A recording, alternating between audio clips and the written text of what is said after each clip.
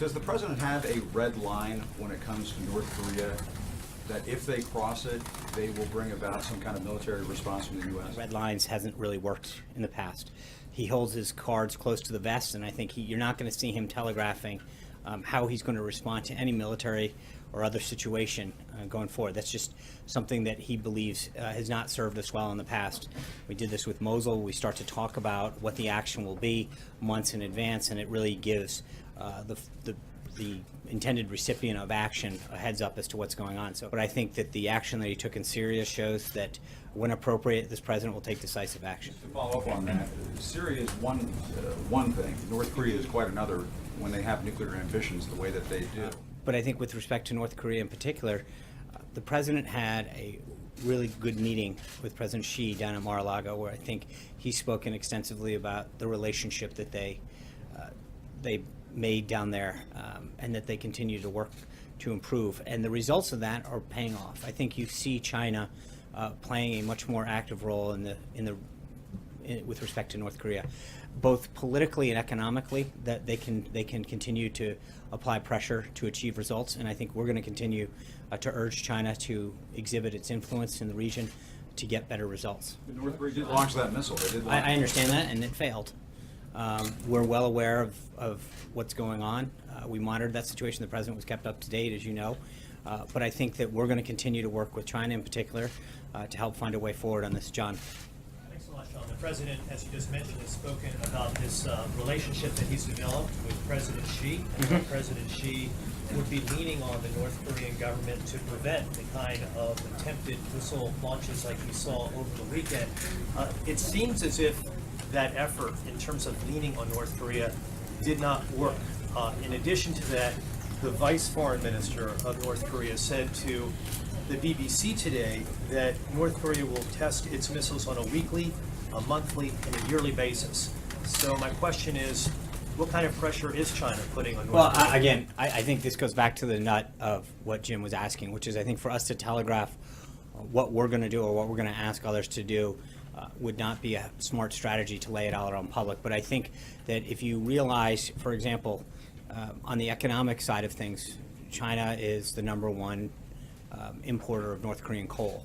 I think to see them curtail some of that has a real economic impact on the region. There's a lot of economic and political pressure points that I think China can utilize, and we've been very encouraged with the direction which there's an agreement, I think, by everyone so far that a nuclear capable North Korea is not in anybody's best interest, and I think we're going to continue to work with the Chinese in particular on this case. North Korea, is the president prepared to act alone, or does he feel that Congress should be somehow involved in the process if any decision that includes the use of force is made? With Syria, he made sure that members of Congress were notified of his action in a very, very short amount of time. We're going to continue to seek their input on the policy overall, and then make sure that they're notified. Political leaders in Hawaii are reviewing plans for emergency plans in case they are attacked. Does the president believe that the level of tension between the United States and North Korea is at the point where we should start reviewing emergency attack There are plans? military contingency plans for almost every scenario in a numerous aspects around the world, here at home. Everything from humanitarian relief to refugee crises to attacks. That is standard military procedure to have those kind of things. So to make that in any way, shape, or form sound new would be aware of the activities that they've engaged in, and we're monitoring them, and the national security team continues to keep them up to date. More on that topic. One of the reasons why successive administrations has chosen to negotiate with the leaders of North Korea is because it's believed that there are no good military options to deal with. Does this president believe that there are viable military options for dealing with North Korea? Again, I'm not. I understand that, but I think taking anything on or off the table in itself, limiting your options to some degree, and so I'm not going to even discuss that. When Vice President Pence says that regarding North Korea's strategic patience is over, Right. What does that mean exactly? The era of strategic patience was a policy that the Obama administration enacted to basically wait and see.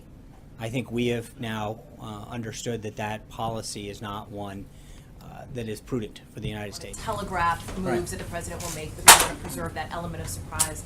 A Kremlin spokesperson said today President Trump is more impulsive and unpredictable than Kim Jong-un. At what point does this strategy of unpredictability become a liability? Well, I respectfully would disagree. I think that the rest of the world, when he acted in Syria in particular, the world community, not just the world community, but here at home, on a bipartisan basis, applauded the president's actions. Sean, you talked about the end of strategic patience. Two questions in the context of attempting to expand China's role in pressuring North Korea. Do you believe China has the power to change North Korea's behavior if they choose to do so? And then a follow-up. That's a good question. I think they can definitely try. There's economic and political points that they could be pushing. Whether or not they achieve that outcome is yet to be seen. But I think that there's a lot of influence that they could exhibit in both of those areas, and we'll have to see. You said that China's playing an active role, you consider an historic role right now in pressuring the North Koreans. What are they doing? Well, again, I think that when you look at both the economic front, coal in particular, that is North Korea's #1 export. I think that they have taken some very helpful economic actions and exhibited positive signs on the diplomatic front as well. Why does the president object to people knowing who is coming in the White House? Well, it's not a question of objecting. It's about following the law. We're following the law as both the Presidential Records Act and the Federal Records Act prescribe it. So it's the same policy that every administration had up until the Obama administration, and frankly, the faux attempt that the Obama administration put out, where they would scrub who they didn't want put out, didn't serve anyone well. The president wants to make sure that people can come in the same way they can go to a members of Congress's office, provide information and details, and there's people who want to be able to come have that conversation with members of the administration the same way that they would do with members of Congress. That we recognize that there's a privacy aspect to allowing citizens to come express their views, and that's why we maintain the same policy that every other administration did coming up here prior to the last one. This president, entered office running a campaign saying he was going to drain the swamp. So under this existing policy, a lobbyist, the president has decried, on the campaign trail on staff of Washington Insider, members of, of the swamp can walk into the White House, and there is no recourse to the public to hold the president to account. I think you guys, the visitor logs to all the White House components, OMB, the Council of Economic Quality, U.S. Trade Representative, Office of Science and Technology. What I'm saying is all of those that are subject to the Federal Records Act, we're complying with all that, and we're complying with the Presidential Records Act. The President going to release his 2016 tax returns, given that we can assume maybe that those are not themselves under audit, which is the No, you reason he's can't. given for now. Yeah, they are. I think it's been covered before. It's the same thing that was discussed during the campaign trail. The President is under audit. It's a routine one. It continues.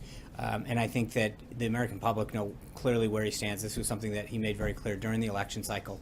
Excuse me. And hold on. And so, and the one time that it was done, I think that people understand, how successful the president's been and how much he's paid in taxes. So, but it's the same.